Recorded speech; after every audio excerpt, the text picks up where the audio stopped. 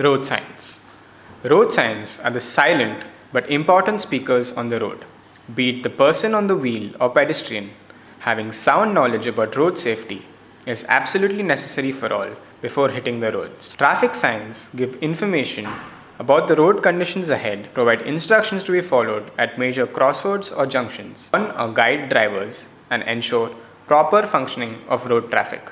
This kit gives an in-depth understanding of 3 kinds of road signs in a fun and gamified way, which includes circular signs that represent mandatory signs, cautionary signs that are triangular in shape, and informatory signs that are rectangular in shape. Students have to identify the location on the board and place the appropriate sign.